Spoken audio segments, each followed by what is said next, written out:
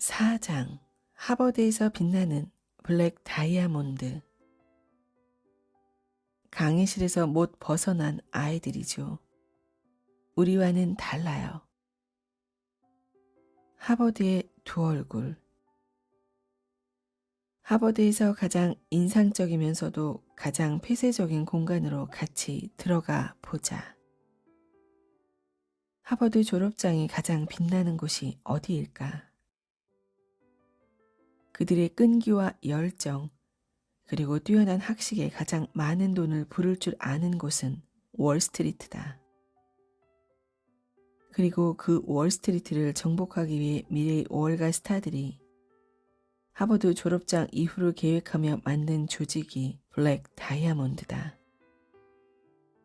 그곳은 가장 폐쇄적인 공간으로 월가 미래를 책임진다는 사명감으로 하버드대 학생 중에서도 엘리트들로 뭉쳐 있다. 블랙 다이아몬드에 들어가려면 하버드 입학장 이외에도 한 가지 특별한 조건이 필요하다. 하버드 등록금 1년치를 걸고 가장 위험한 투자에 가장 높은 수익을 목표로 참여해야 한다. 하버드를 졸업할 때까지 그 돈은 찾을 수가 없다. 케빈 루스는 이 모임에 들어있는 아이들의 모습을 이렇게 기록하고 있다. 그들은 금융 외골수들로 월스트리트를 인생의 종착지로 여겨온 이들이었다. 심지어 벤저민 그레이엄의 현명한 투자자를 베개 밑에 끼고 자고 워렌 버핏과 조지 소로스의 포스터를 벽에 붙여놓기도 하며 중학교 때는 엑셀 단축키를 익히며 시간을 보낸 친구들이기도 했다. 나아가 금융 위기를 겪은 이후에도 월스트리트에서 일하는 것에 대해 꺼리낌이 없었고 얘기를 나눌 때면 금융업계의 도덕성을 옹호하곤 했다. 가장 많은 돈을 만지게 될 예비 월가 스타들의 현장을 만나보자.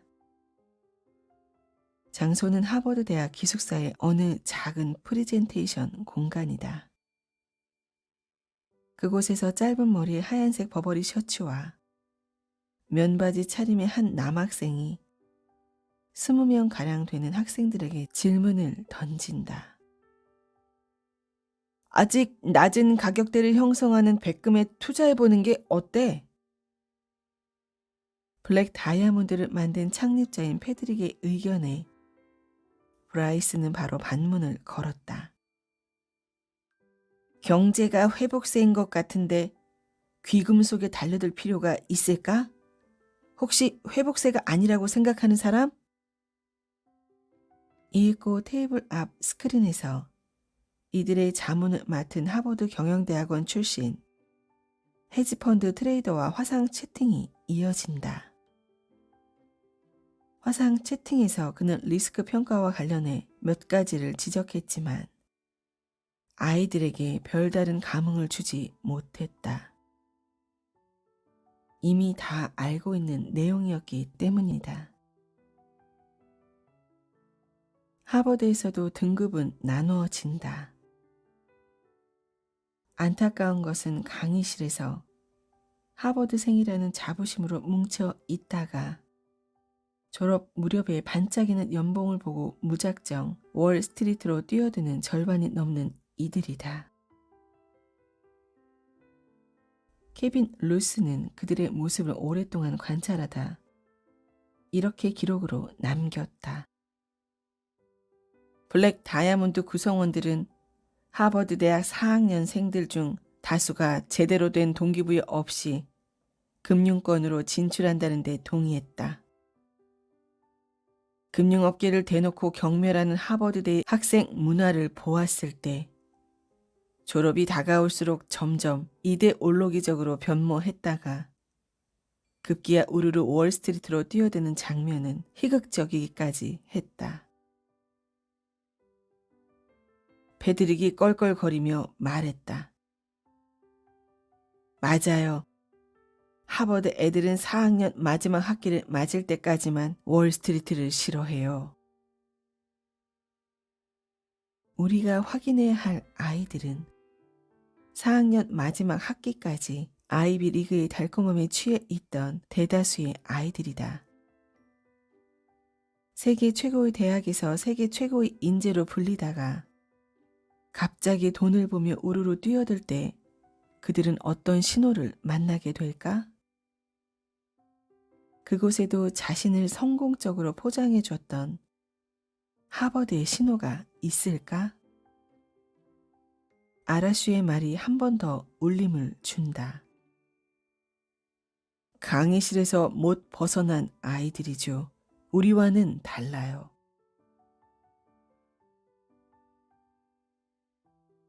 세계 최고 인재의 딜레마. 빨간머리 앤을 연상시키듯이 주근깨 가득한 얼굴에 빨간색 머리칼이 매력적인 첼시는 조지타운 대학에서 이제 막 졸업장을 받고 월스트리트로 뛰어들었다. 코네티컷주 교회의 중산층 가정에서 자랐지만 모두가 선망할 엘리트 코스를 노력으로 밟아온 그녀는 뱅크 오브 아메리카 메릴 린치에서 애널리스트 직함을 달 수 있었다. 첼시는 업무를 배우면서 성실한 학생이 되고자 스스로 다짐했고 상사에게도 먼저 열심히 일하며 제대로 배우고 싶습니다. 라고 말한 바 있었다. 첼시는 자신의 다짐을 따랐다. 그녀는 자정을 넘겨서야 서류 가방을 들고 퇴근했다. 첼시가 매일 밤 자정이 되어서야 집에 돌아갔던 것은 그녀에게 반짝이는 월스트리트의 꿈이 있다기보다는 열심히 일하며 제대로 배우고 싶습니다. 는 익숙한 약속 때문이었다. 그것은 명문대에 들어가기까지 중산층 가정에서 그녀를 지켜준 말이기도 했다. 첼시가 투자은행을 선택했던 것은 지극히 현실적인 이유인 안정성에 있었고 또 대학 졸업 후 당장 눈앞에 닥친 10만 달러 넘는 학자금 빚과 연봉 욕심 때문이었다. 그리고 보다 결정적인 이유로는 대학 졸업 후 자신이 설릴 수 있는 마땅한 진로를 찾지 못했기 때문이었다. 그렇다면 왜 대다수의 하버드대 학생들은 월스트리트가 보내는 신호를 차단하는 데 실패했는가? 바인더는 이 질문에 경쟁을 뚫고 올라온 하버드대 학생들의 경쟁에 대한 맹목성에서 연구 결과를 내놓고 있다. 하버드에 들어오고 나서야 월스트리트에 대한 꿈을 심었다던 한 학생은 자신을 추적하던 바인더에게 교양 있게 웃으며 대답했다. 월스트리트는 하버드 정도는 나와야 겨뤄볼 수 있는 곳이죠. 이제 우리는 졸업이 다가오면 우르르 월스트리트로 뛰어가던 하버드대 학생들을 이해할 수가 있다. 하버드대 학생에게 가장 권위 있게 반짝이던 신호는 월스트리트다. 2007년 하버드대 4학년 학생 중 약 절반이 월스트리트로 뛰어들었다. 면접장에선 한 물리학과 학생이 한평생 금융을 꿈꿔온 것처럼 최대한 거짓말을 자연스럽게 만들고 있었다. 여기서 하버드 대학 학장을 지낸 해리 루이스의 말이 다시 의미를 갖는다. 수많은 하버드 대학생들은 자신이 왜 그렇게 열심히 공부했는지 알지 못한다. 이제 첼시를 다시 만나보자. 첼시는 주말 데이트를 위해 아직 캠퍼스를 벗어나지 못한 남자친구와 학교 식당에서 밥을 먹고 있었다. 그때 첼시는 이런 생각이 들었다고 얘기했다. 난 23살 나이에 억대 연봉자야. 아파트도 있어. 그런데 왜 이딴 학교 식당에서 밥을 먹고 있지? 그녀의 이 물음표는 거만해 보이지만 자신의 노력으로 정당하게 이루어낸 가치 있는 물음표이기도 하다. 그러나 이런 아이들을 대량으로 흡수한 월스트리트는 이들과 반대로 다른 생각을 하고 있었다. 월스트리트는 대학이 아주 똑똑하지만 완전히 혼란에 빠진 졸업생을 수없이 많이 배출하고 있다는 걸 알아냈습니다. 정신력도 강하고 믿을 수 없을 정도의 직업 윤리 또한 지니고 있지만 앞으로 무엇을 할지 아무런 생각이 없는 아이들 말입니다. 예일대학 교수인 데르저 위치는 첼시의 상황을 보다 근본적인 부분에서부터 짚어 나간다. 엘리트 학생들의 평온함, 뛰어난 달성이라는 그 허울 뒤에 숨겨진 것은 분명 두려움이다. 지나치게 까다로운 입학 과정과 살벌하기 그지없는 경쟁 속에서 명문대에 들어간 아이들은 말 그대로 성공 이외에는 경험한 것이 없다. 성공하지 못할 거라는 예감은 이 아이들을 두려움에 떨게 하고 방향을 잃게 만들며 좌절시킨다. 데레저 위치는 말을 이어 나간다. 설령 일시적인 경험이라 할지라도 기대에 부응하지 못했을 때의 좌절은 단순히 현실적인 문제가 아닌 존재론적인 문제가 되어 버린다. 존재론적인 문제까지 된다고? 성공의 신호가 사라진 공간은 성공의 신호만 받아왔던 사람들에게 공황을 일으키기에 충분하다. 열등감을 느껴본 적이 없던 사람에게 열등감을 던지는 것은 맨발에 갑자기 뜨거운 물을 붓는 것과 같은 효과다. 그리고 그 뜨거운 물이 갑자기 첼시의 발에 쏟아졌다. 이 세 건을 모두 바로 끝낼 수는 없을 것 같은데요. 원하신다면 제게 고함을 치셔도 좋아요. 그렇지만 현실적으로 말해 이 중 하나라도 제가 끝내길 원하신다면 이렇게 하실 수는 없어요. 자신의 상사 앞에서 첼시의 눈이 촉촉해졌다. 입사일에 보여준 가장 반항적인 태도였다.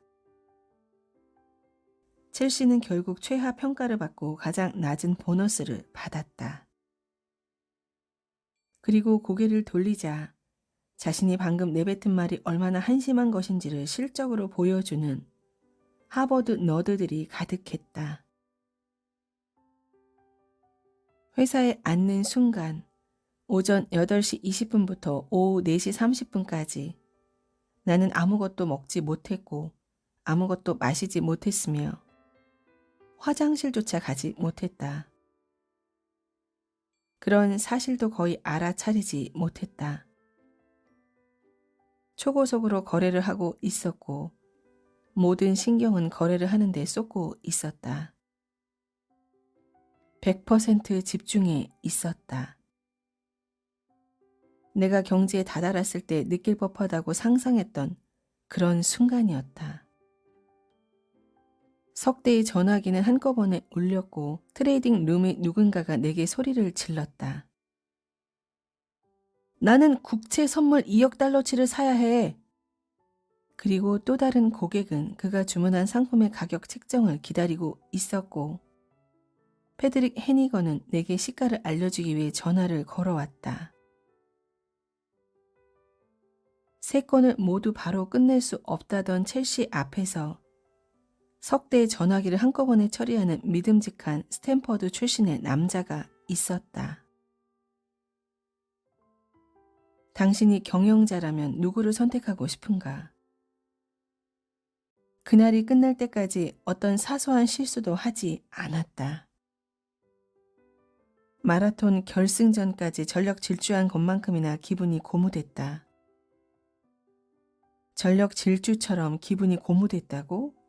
이런 곳에서 첼시의 명함은 어디쯤 쓰일 것인가?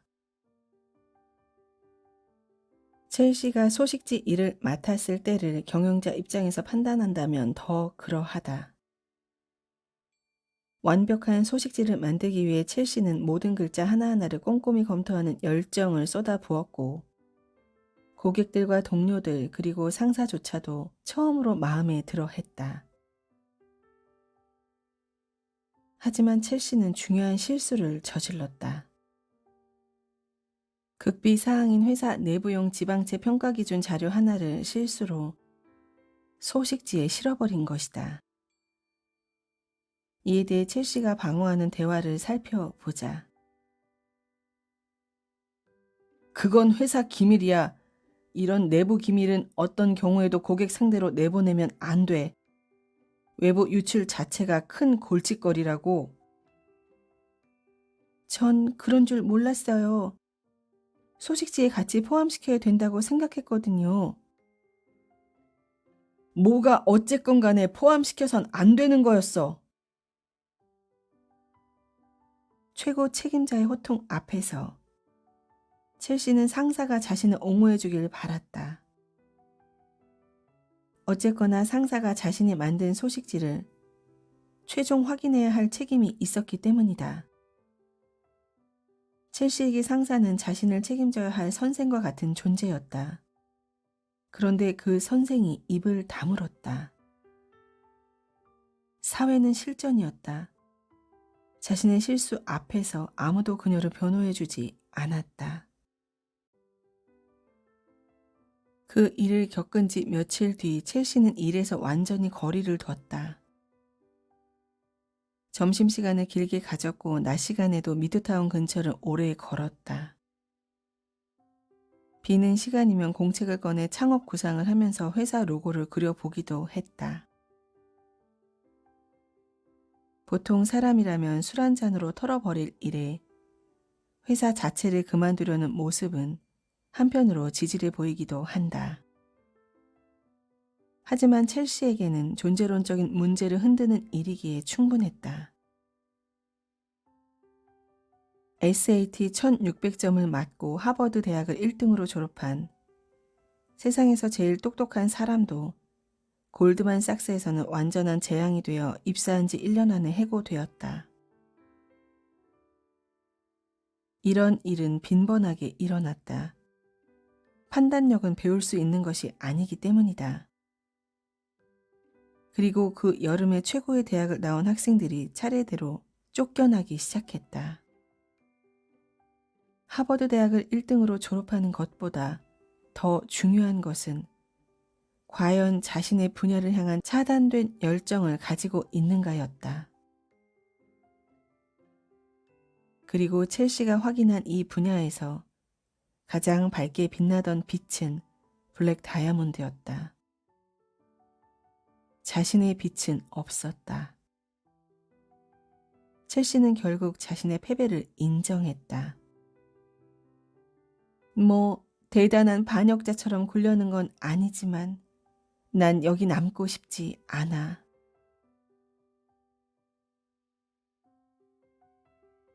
박수가 사라진 공간. 첼시의 이야기는 안타까우면서도 상위권 학생들에게 긍정적인 신호를 꺼버렸던 그레이의 연구를 떠올리게 한다. 교수님은 예일대학 학생에게 내 열정을 찾아라 라고 말할 수 없습니다. 우리 대부분은 그 방법을 모릅니다. 데레저 위치의 지적처럼 만약 더 멋진 일을 생각해낼 수 없다면 다른 졸업생들처럼 월스트리트에 가서 돈을 많이 버는 게 가장 합리적인 것이다. 하지만 세상은 이런 아이들보다 블랙 다이아몬드에 빛을 내주고 싶어 한다. 하버드 대학에서 오랫동안 입학처장으로 일한 윌리엄 피츠 시몬스도 이러한 글을 남겼다. 상이란 상은 모조리 휩쓴 아주 뛰어난 학생들이 그저 이 길로 떠밀려 와서는 뚜렷하지 않은 목표를 쫓던 대학을 다닐 때가 그립다는 한탄을 듣는 것은 질릴 만큼 흔하다. 하지만 이렇게 한 문장으로 첼시를 결론 내리는 것은 올바르지 않다. 그녀의 이야기는 이해가 가면서도 한편으로 당혹스럽다. 성공을 가리켰던 환경의 신호는 왜 갑자기 사라진 것일까? 시간을 돌린다면 첼시는 블랙 다이아몬드처럼 반짝이는 법을 새로 배울 것이다. 떠밀려 와서 메릴 린치의 애널리스트 직함과 억대 연봉으로 목에 힘을 주지 않을 것이다. 유통기한이 얼마 안 될 것이라는 걸 알았을 테니까. 하지만 모든 사건은 경험하고 나서야 교훈을 배우게 된다. 어떤 신호가 어떻게 다가갈지는 아무도 모르는 일이다. 지금 우리 주변의 신호도 마찬가지다. 블랙 다이아몬드의 신호일까? 첼시의 신호일까?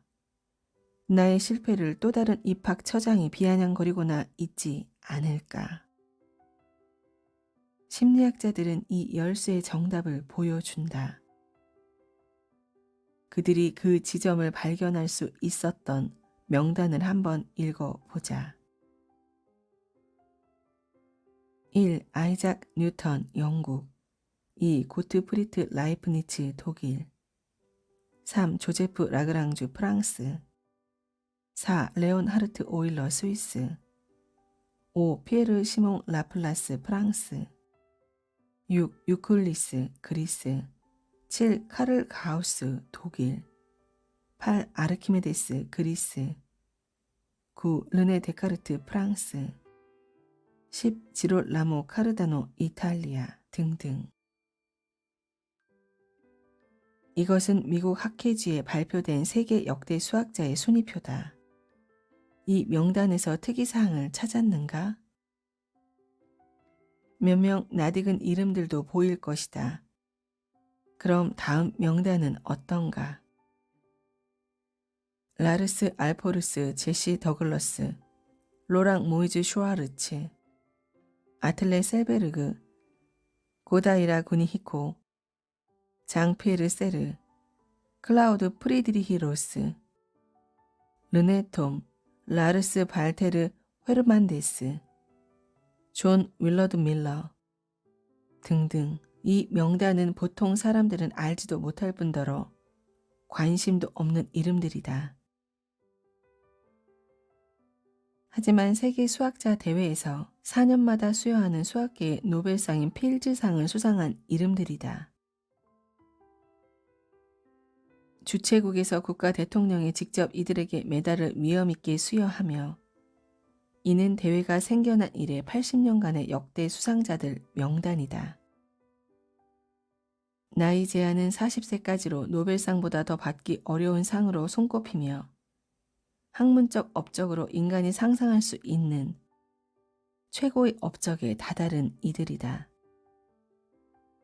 오로지 수학적 업적을 기준으로만 수여하는 이 명단들에서 공통점을 이제 확인해 보자. 학회지의 세계 역대 수학자 순위와 필즈상 수상자들의 공통점은 무엇인가? 심리학자들은 이 질문에서 상당히 흥미로운 답을 발견했다.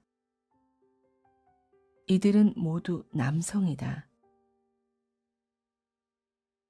2014년 대한민국의 여성 대통령이 여성 수학자인 마리암 미르자카니에게 상징적으로 필즈상을 단 한 번 수여한 것을 제외한다면 이 분야에서 여성이 얼씬거리는 것은 멍청한 짓으로 보인다. 그런데 왜 저기에는 남성이라는 성별만이 자리를 잡고 있는 것일까?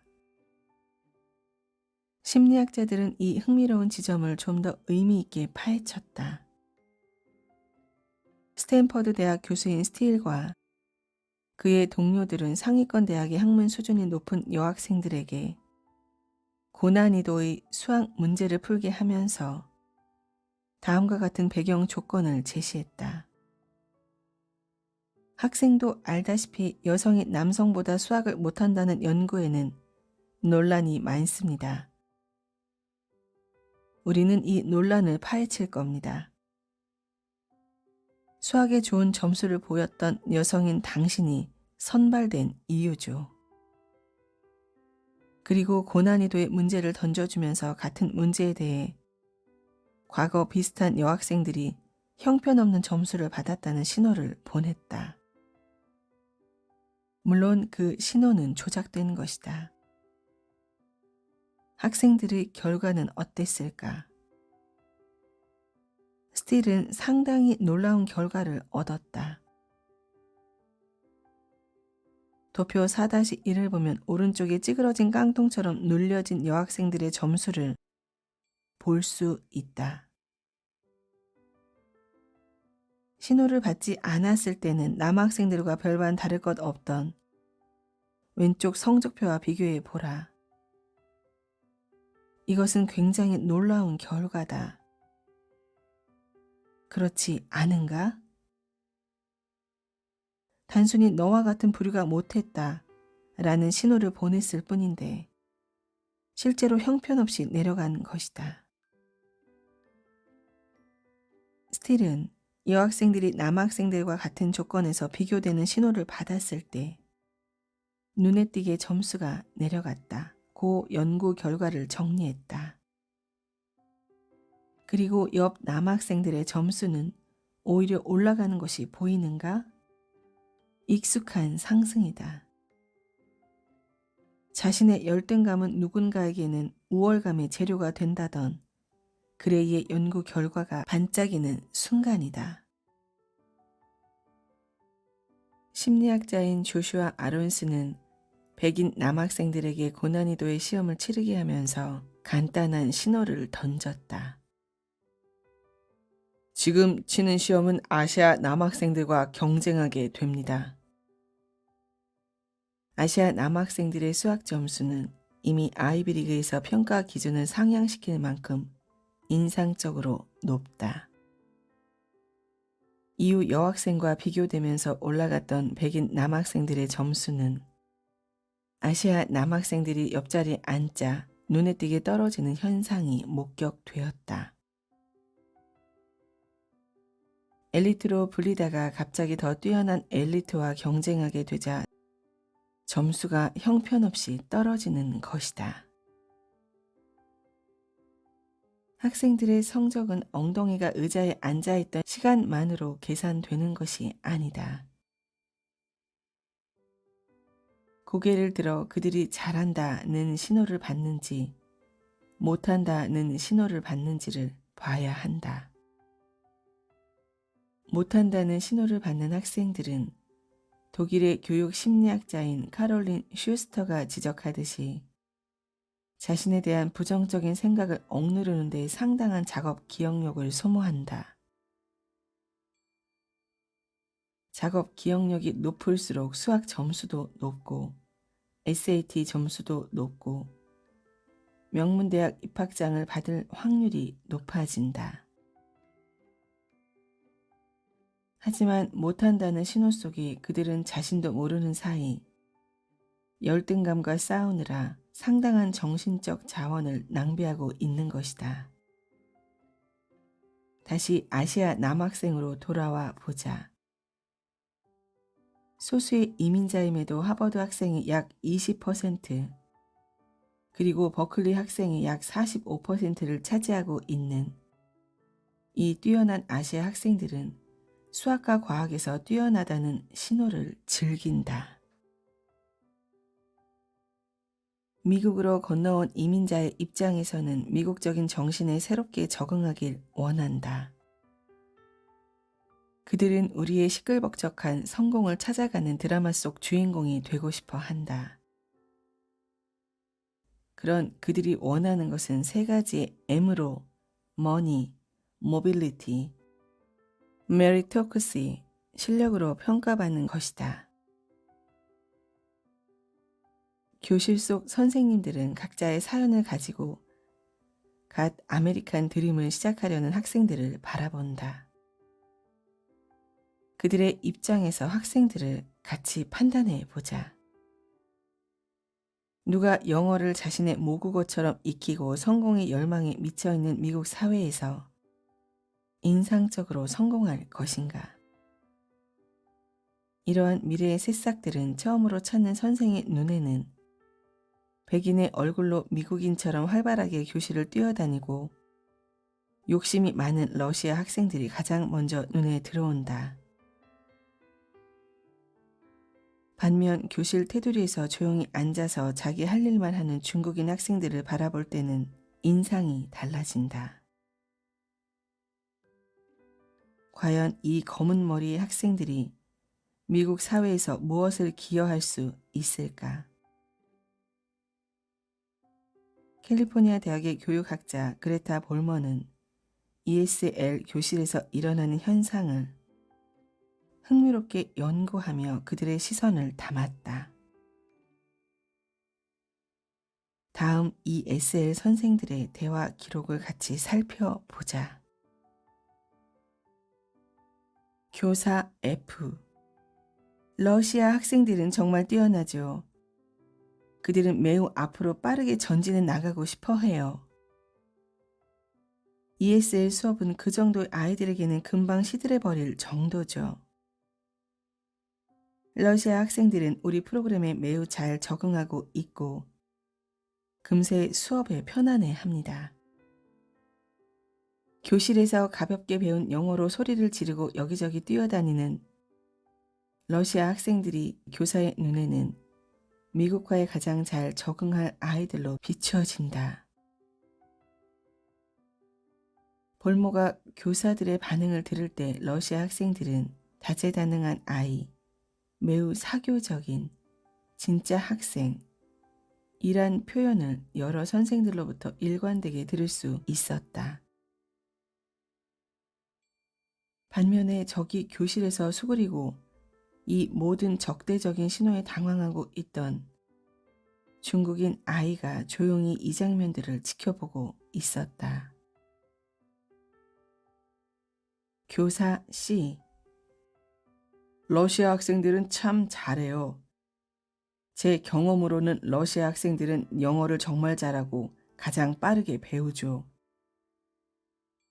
교사인 입장에서 러시아 학생들과 그들의 이야기를 듣고 소통할 수 있어요. 저기 앉아있는 저 중국인 학생보다는요. 중국 학생들은 끽해야 여기서 1년? 교사 D. 저도 동의합니다.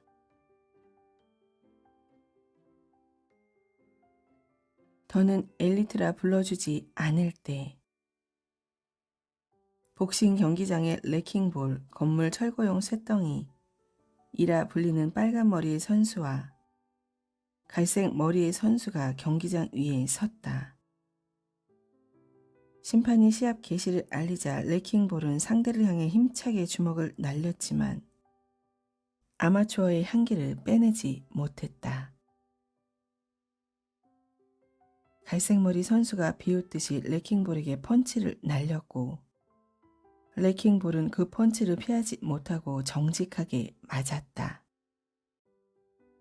레킹볼이란 이름은 아마추어 복싱 코치가 첼시에게 붙여준 이름이다.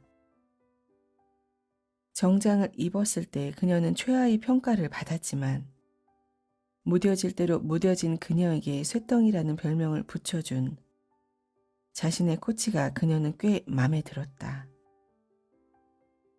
월가 선배가 복싱이나 하면서 스트레스를 풀라고 했던 것에 첼시는 꽤나 깊게 꽂혔다. 첼시는 정장으로 찌운 살을 팝콘과 물만 마시며 극단적으로 뱉어냈다. 그 외에는 아무것도 입에 대지 않았다. 4.5kg을 거뿐히 감량하면서 혹독한 훈련을 인내한 그녀는 정작 시합일이 되어서야 자신의 몸이 버틸 수 있을지가 의심스러웠다. 하지만 이 모든 과정에서 유일하게 거둘 수 있는 작은 승리, 그 승리의 감정이 중요했다. 첼시는 라운드 위에서 갈색머리 선수를 다시 한번 노려봤다. 앞에 선 선수를 자신에게 모질었던 그 많은 운명적 신호들이라 생각하자 반창고로 감싼 주먹에 다시 힘이 들어갔다. 그리고 다시 경기 속도가 빨라졌다. 3라운드부터 상대의 몸통에 제대로 몇 방을 날리면서 주도권은 첼시가 잡았다. 후반부로 갈수록 첼시의 공격은 과격해져 상대 선수의 얼굴에 정면으로 어퍼컷을 날려 코를 부러뜨릴 뻔했다. 그녀의 반전과 함께 심판은 첼시에게 판정승을 내렸다. 그 순간 첼시의 친구들은 목청이 찢어질 만큼 환호성을 질렀다. 레킹볼! 레킹볼! 그녀가 받은 트로피는 자그마치 1m에 달했다.